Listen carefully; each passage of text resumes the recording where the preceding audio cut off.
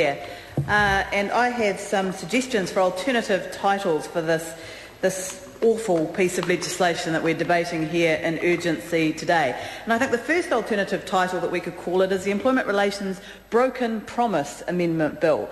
Because, Mr Chair, the House may remember that back in the election campaign, in order to make the 90-day trial period for small businesses appear not so draconian, much was made of the fact that it was only going to apply to businesses with less than 20 employees. Much was made of it. National Party MPs went to extraordinary lengths to make it clear that this was not going to apply across the entire workforce, only to those small businesses.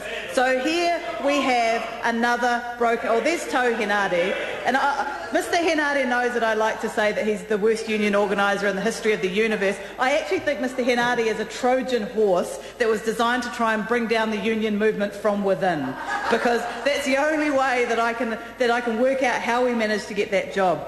But coming back, Mr Speaker, it is a broken promise, because the government promised that they would not extend this to businesses with more than 20 employees. And remember when they were at pains to say it wouldn't apply to teachers. Teachers were not going to, even if they were in a small school, because they were employed by the ministry. Well, now it applies to everyone. Another broken promise in what is proving to be a long list of broken promises from this national-led government.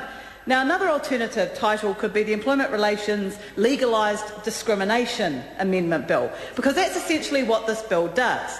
We already have trial periods, we had trial periods under New Zealand employment law. It was nothing new to have a trial period. Labor is not opposed to trial periods at all. The only change that National made when they came into government was the ability of an employee to challenge a dismissal if it was unfair. And I want to know why National Party members think it's unreasonable for an employee to be told why they're being fired. Why is it unreasonable for an employee to be told why they're being fired, why they're having their livelihood taken away from them? How can they improve themselves? How can we increase productivity with employees being able to improve their work if they're not told what's wrong with their performance?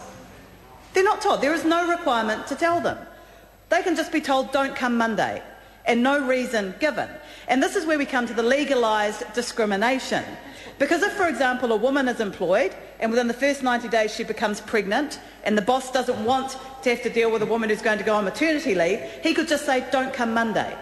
Now, even if all her performance reviews up to that point had been exemplary, even if she'd had wonderful feedback from the boss saying, we're so happy to have you, we're so lucky to have you, you are fantastic, and then suddenly she announces she's pregnant and the next day she's fired, under this law that the national government has passed and is extending to the rest of the workforce, she would have no ability to challenge that, even though it's clear that she is being fired for being pregnant. As long as the boss says, well, you know, it's just not working out, you don't fit in here.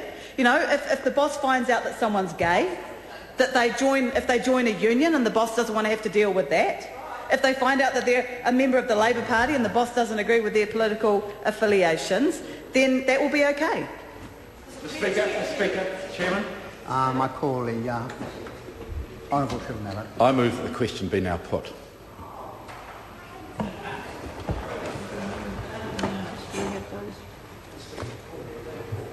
Are you ready?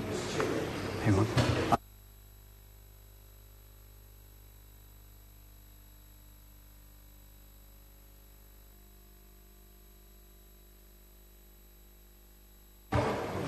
I'll call Michael Woodhouse.